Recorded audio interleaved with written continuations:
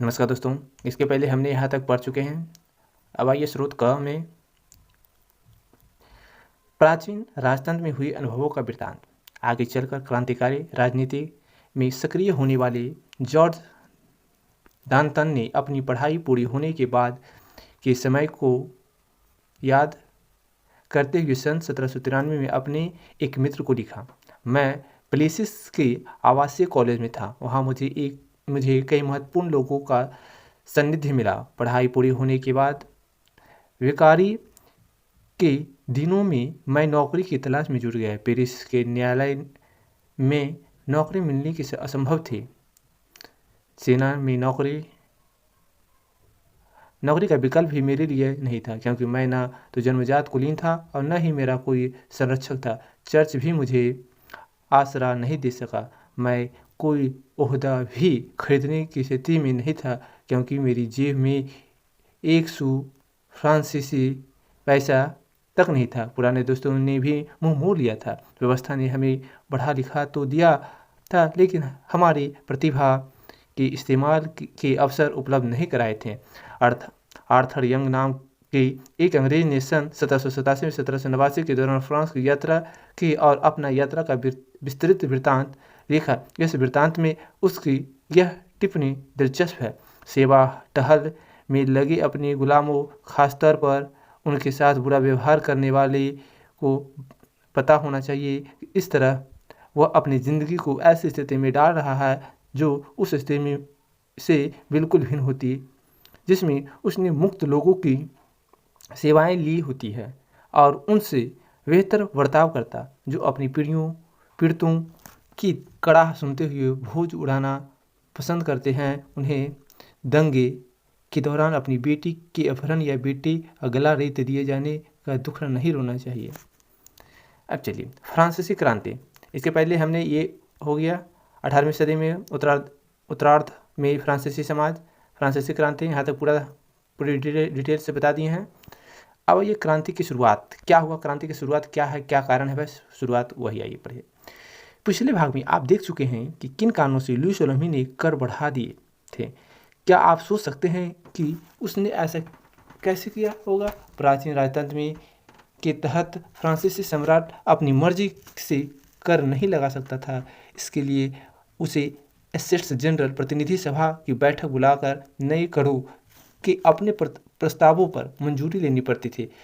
Estates general एक राजनीतिक संस्था थे जिसमें तीनों एस्टेट अपने अपने प्रतिनिधि भेजते थे, लेकिन सम्राट ही एक निर्णय करता था कि इस संस्था की बैठक कब बुलाई जाए।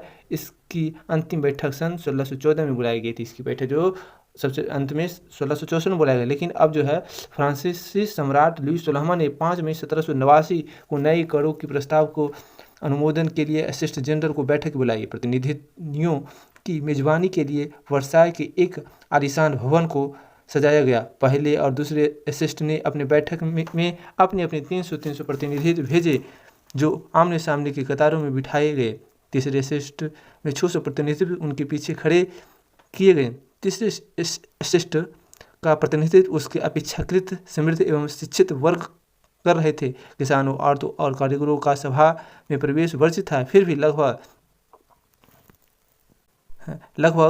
40,000 पत्रों के माध्यम से उनकी शिकायतों एवं मांगों की सूची बनाई गई, जिसे प्रतिनिधि अपने साथ लेकर आए थे। एस्टेट्स जनरल के नियमों के अनुसार प्रत्येक वर्ग को एक मत देने का अधिकार था।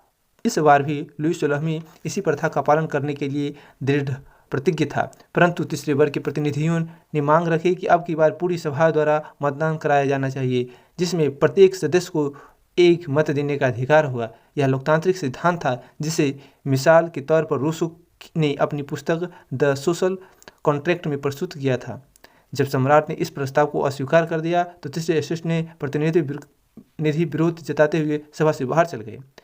तीसरे एस्टेट के प्रतिनिधि खुद को संपूर्ण फ्रांसीसी राष्ट्र का प्रवक्ता मानते थे। 20 जून को ये प्रतिनिधित्व वर्साय के इंडोर टेनिस कोर्ट में जमा हुए। उन्होंने अपने आप को नेशनल असेंबली घोषित कर दिया और शपथ ली कि जब तक सम्राट की शक्तियों को कम करने वाला संविधान तैयार नहीं किया जाएगा, तब तक असेंबली भंग नहीं होगी।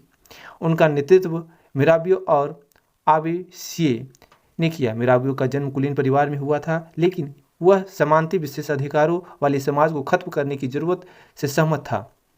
उसने एक पत्रिका निकाली और वर्साइस में जुटी भीड़ के समक्ष जोरदार भाषण भी दिए। आवेशीय मूलतः पादरी था आवेशीय पादरी था और उसने तीसरा असिस्ट किया है शीर्षक ने एक अत्यंत प्रभावशाली प्रचार पुस्तिका पैमनलेट लिखती है। चलिए पहले इसको पढ़ लेते हैं क्या क्या कुछ महत्वपूर्ण तिथियां हैं।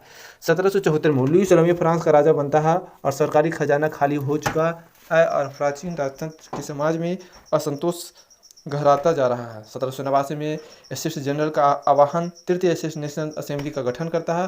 बास्तिल पर हमला, देहात में किसानों का विद्रोह। 1791 में सम्राट की शक्तियों पर अंकुश लगाने की और सभी मनुष्यों को मूलभूत अधिकार प्रदान करने के लिए संविधान बनाया जाता है। 1792 से 1793 फ्रांस गणराज्य बनता है। सिर काटकर राजा को मार दिया जाता है। जेकोबिन गणराज्य का पतन, फ्रांस के डायरेक्टरी का शासन। 1804 में नेपोलियन फ्रांस का सम्राट बनता है। यूरोप के विशाल भूभाग पर कब्जा कर लेता है। 1815 में वाटरलू में नेपोलियन की हार।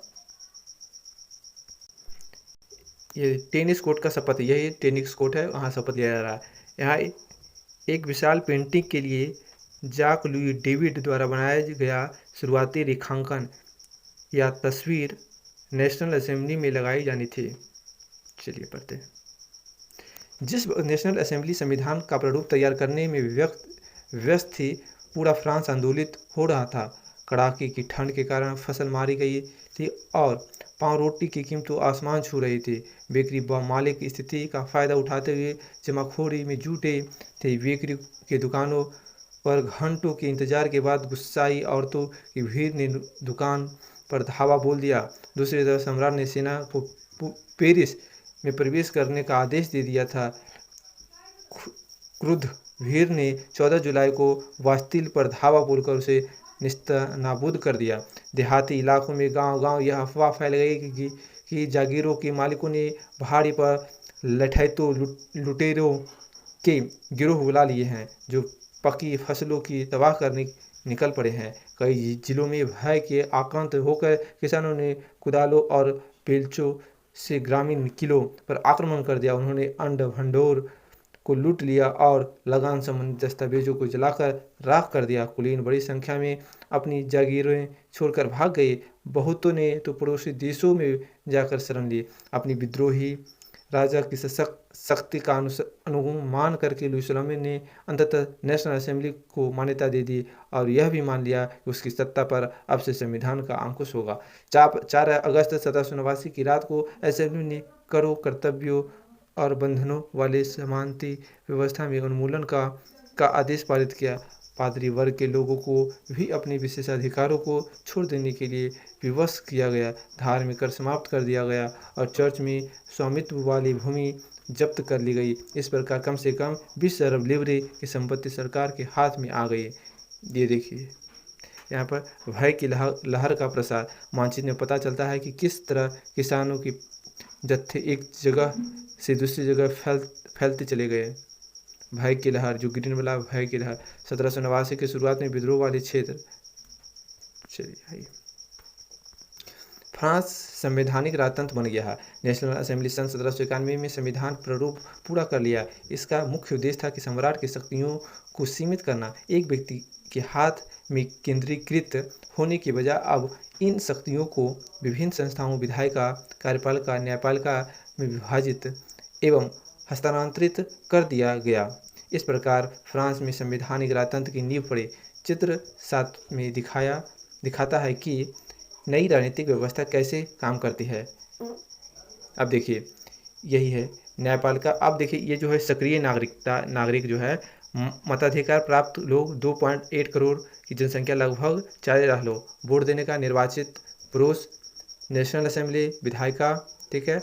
अब देखिए ये कार्यपालिका है, सम्राट, मंत्री, कौन कौन जो बनेगा नियंत्रित, न्यायपालिका वोट देगा तो न्यायपालिका चुना जाएगा, जो चुनेगा यही सब चुनेगा, ठीक है। सक्रिय जो नागरिक रहेंगे वही, सक्रिय नागरिक कौन रहेंगे, जिसका उम्र 25 वर्ष है और जो 3 कर देने के लिए 3 दिन के लिए कर टैक्स देने के लिए रहेगा वो सक्रिय नागरिक रहेगा।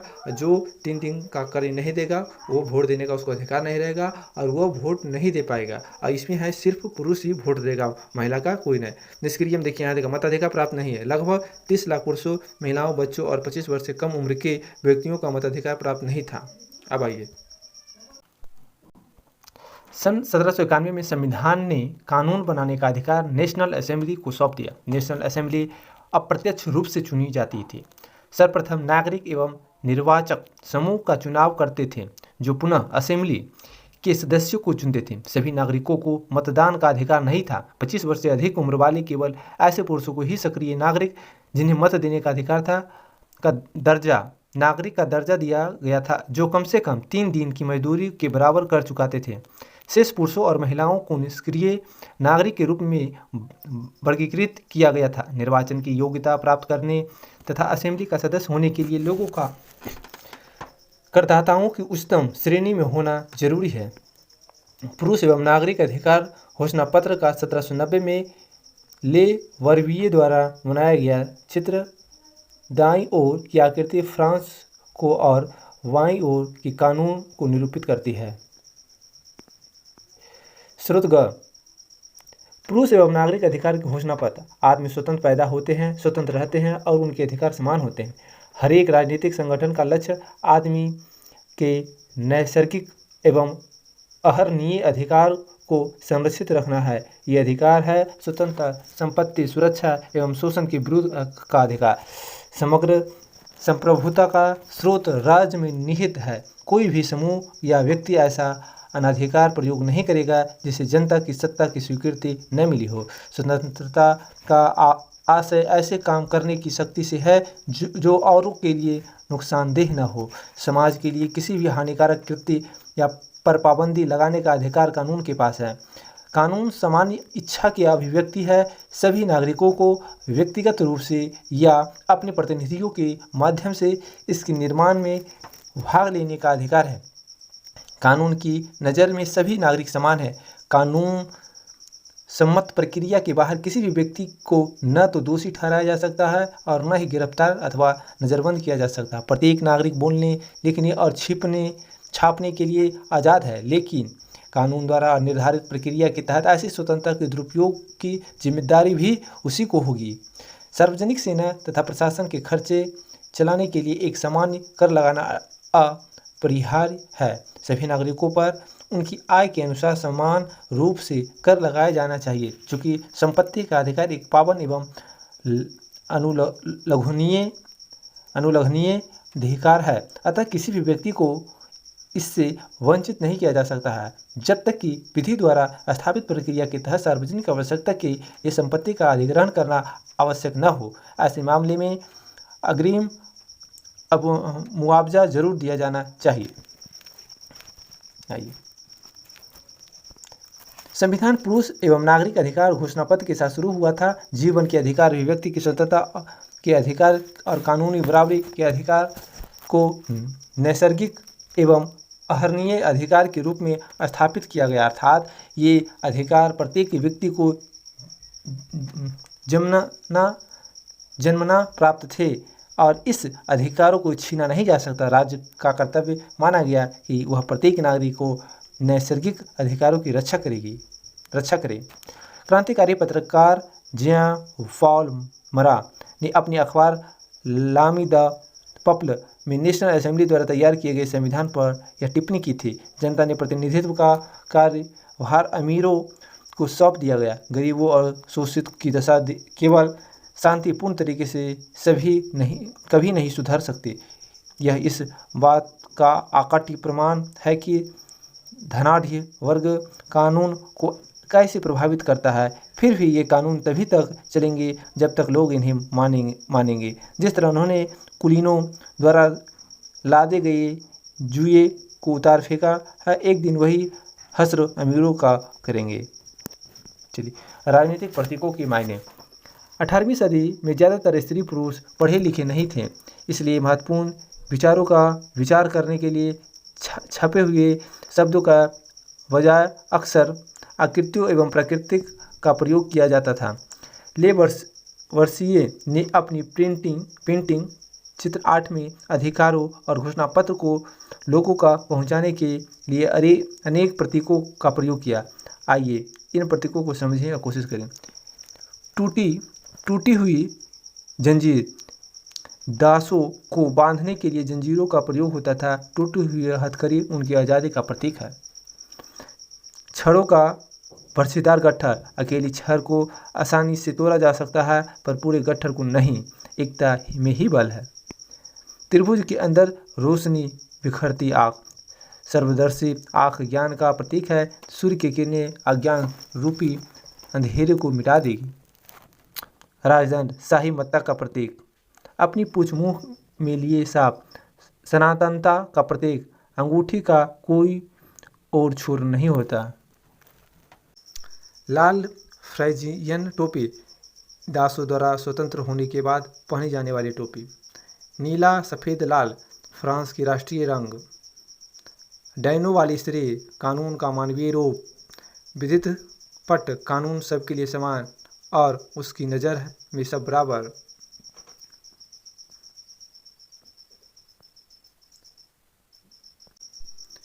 फ्रांस में राजतंत्र का उन्मूलन और गणतंत्र की स्थापना हम ये नेक्स्ट वीडियो में पढ़ेंगे। धन्यवाद।